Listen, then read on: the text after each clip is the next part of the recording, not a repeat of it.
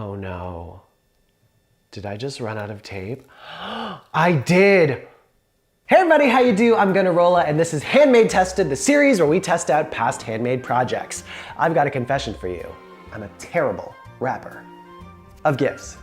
Pretty good at karaoke. But if I've learned one thing in life, it's that if you lack in one area, you can always overcompensate in another. And what better way to make up for a bad wrap job than with a giant bow made out of duct tape. So today we're gonna do just that in a project led by the duct tape queen herself, Karen Cabot.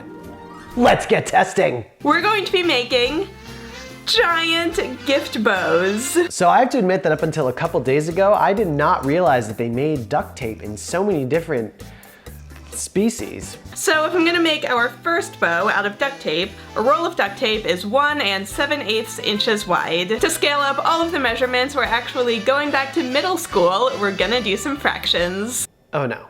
But if you don't want to do the math yourself, here are the measurements that I used for the duct tape gift bow. Whew. In Karen, we trust. So make each one of these strips by laying down a piece of duct tape that's a little bit longer than the measurement. All right, let's make a donut bow first. I've got some pink confetti duct tape right here. And let's start by making the smallest ribbon needed. Where is the end of this thing? So we'll go a little longer than we need so we can trim it after. 11 1/4 inches there. Let's go up to 12. Snip.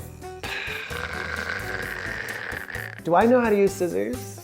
I don't. All right, let's stitch these and get some better ones. To have nice clean edges, I covered it with 2 pieces of duct tape and then flipped it over and folded over the edges. So for each ribbon, we basically need 3 strips of tape.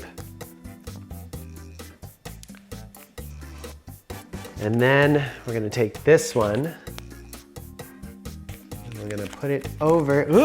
No. This just in, tape is sticky. Could you really use a third arm right now? All right, so we're gonna put this over the middle, something like that, and this on the other side. Oh, geez.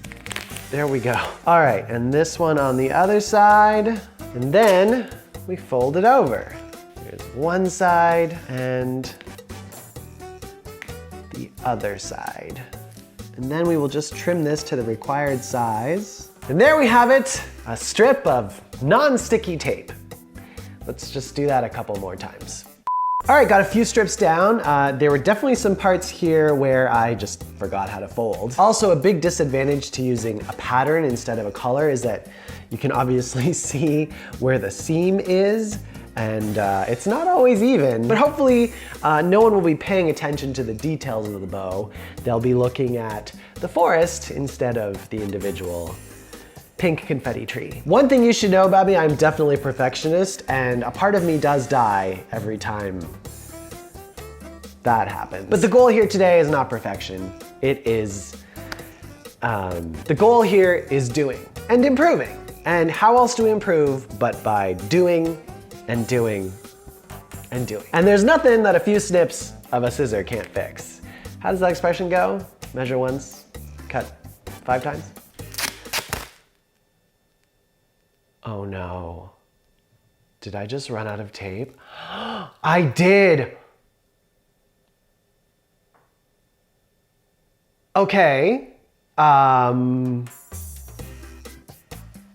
So I'm not done making all the strips yet, and this single piece of tape definitely is not the right length. So we are going to improvise a little bit and just switch to a different color. What do I do with this though?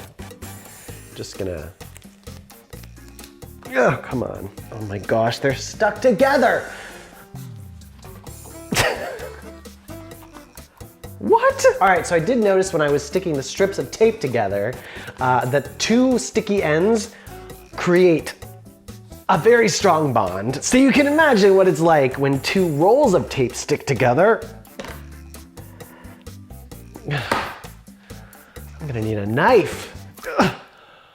All right. Storage tip. Don't pile your duct tape on top of each other.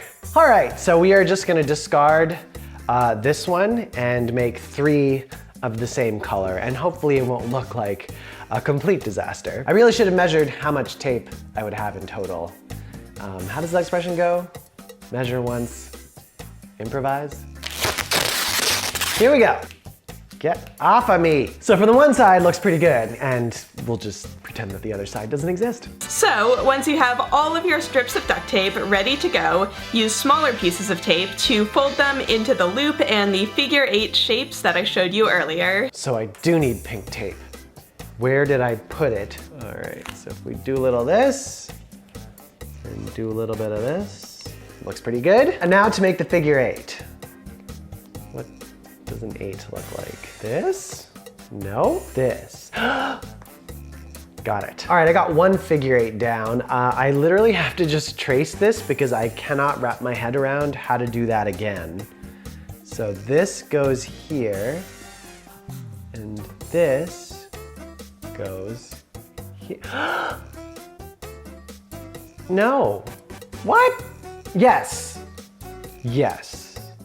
All right, so we've got our figure 8s. Some of them look good, and some of them look, not gonna lie, it was a little hard to learn how to do that when the video was playing in fast forward, but I think we're ready to move on to the next step.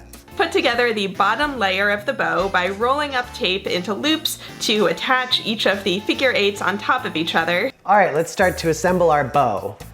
So we're gonna put a bit of tape here, there, grab a little bit more tape for this one, and stick you right there.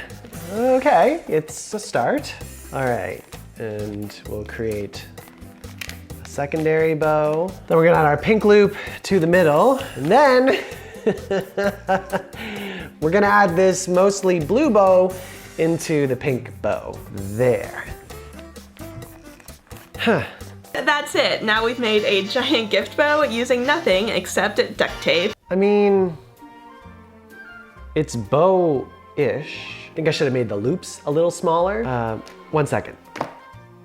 This could definitely go on a box, and you would know that it was supposed to be there, right? It's a bow for a present, a bow as a wall decoration, a bow as an accessory.